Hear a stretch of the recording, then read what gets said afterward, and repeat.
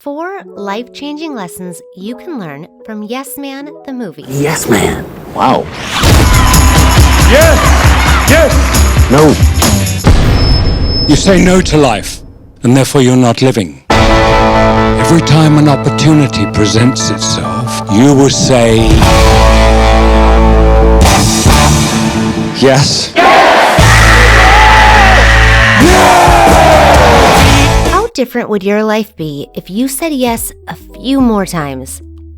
If you said yes to that new offer, yes to that request, yes to that new job, yes to life. Hello, heroes, and welcome back to Hero's Shadow, where we take a deep dive into our favorite heroes' minds. If it's your first time here, don't forget to let your mind wander, because our journey today is one of self-actualization.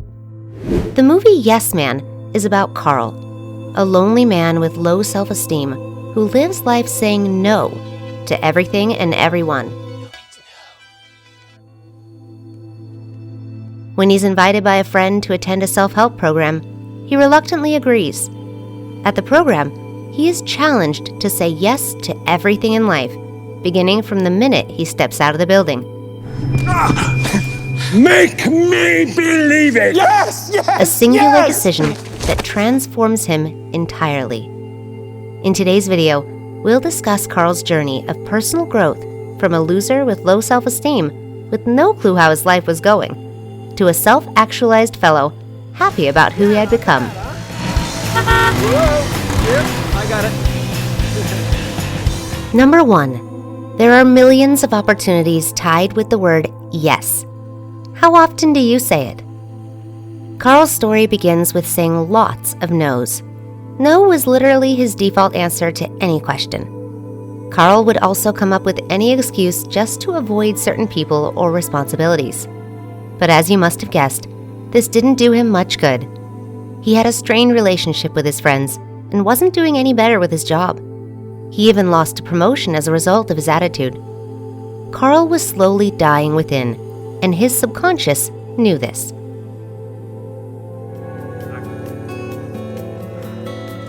At one point, he dreamt about his death. One interesting thing about this scene is that, in the dream, Carl's friends who were also present there couldn't even tell if he was dead or alive, since he never really lived.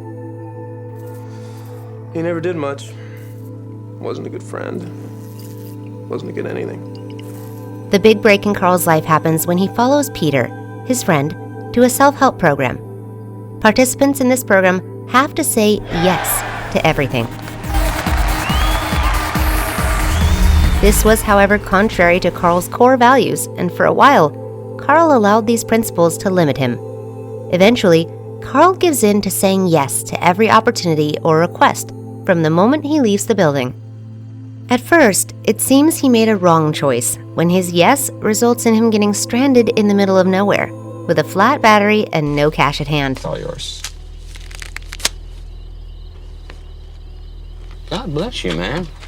However, that same night, he meets Allison, and both of them form a connection. They go on to make adventurous memories that night as a result of his willingness to try out new things. Later on, he meets Allison at a bar he only agreed to attend because of the promise he made. As both of them get closer, they end up liking each other. Allison liked him for his spontaneous nature, while he liked her personality. You see, our future is a product of what we make of our present.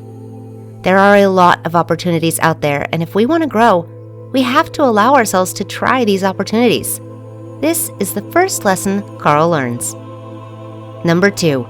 There is nothing wrong with giving to others. While you journey through life, understand that there are people out there who need help. People out there who need your help. For those people, your yes makes a huge difference. When Carl agrees to plan Lucy, his best friend Rooney's fiancée, a bridal shower, he doesn't even know how much it meant to her. The look on her face when she hears this tells us all about how she actually felt. It's a look of shock that Carl would actually take up such huge responsibility and relief at how much burden he just helped her carry. Something else that's worth mentioning is how Carl came to pull an amazing bridal shower. You see, when Carl adopted the Yes initiative, it affected all facets of his life, including his job. As a loan officer, this means that he literally had to grant any loan request that comes his way. Interestingly, this action helped boost him up the corporate ladder, as it turned out that by granting more loans, he succeeded in increasing people's credibility and gaining the company more profits. However, aside from profit, Carl was also making new friends, and these friends came in handy on the night of the shower. The lesson here is value. Relationships are built on this principle. The Carl who always said no had no value to give. He was lonely. The transformed version, on the other hand, had so many people around him. He had quality relationships he could one day rely on. Number 3, your past has as much hold over you as you allow it to have. In Carl Jung's words, you are not what has happened to you. Instead, you are who you choose to be. Your past is simply an unnecessary burden you choose to carry with you. Now, even though it will take an enormous amount of effort to detach yourself from this burden, it is very much worth it. As the alternative is having to deal with a considerably intensified shadow, which will greatly affect how we journey through life. While it's a fact that being more open to opportunities changed Carl's life, he encounters a challenge when some federal agents arrest him after they mistake his spontaneous acts as acts of terrorism. This is insane. Do you think I'm a terrorist? Why did you purchase these plane tickets at the last minute? It was a spontaneous vacation. When they take him in for questioning, it is clear that they have truly misunderstood him. Everything was, however, cleared, but not without some new complications. When Allison gets to know about the Yes Challenge, she assumes Carl to be a fake, who had only been saying yes to her because he had to, and not because he wanted to. How do I know if anything you did was because you wanted to or because you were following some goddamn program? It wasn't helpful that a few moments before his arrest, Carl had been reluctant to agree to live with her. The two eventually go separate ways. Number 4, remember, live for yourself. So many times, we are often so absorbed with doing right by others that we forget to live for ourselves. This is exactly what happened to Carl until his interaction with Terrence Bunley. The host of the self-help program helped him see the real meaning of the Yes initiative. You see, all this while Carl had thought that his promise meant that he had to say yes to everybody, even when he didn't want to. This mindset put him at a disadvantage. His transformation began, however, when for the first time in a while, he said no to his ex who wanted to take advantage of him. Although he gets paranoid after he does this because he thought that he was cursed, Oh, Jesus! he later gets to meet Terrence in person again. During their meeting, Terrence explains to him that the idea was never to say yes to everything, but proper decision-making. This was a moment of transformation to clearly understand what Terrence actually preached.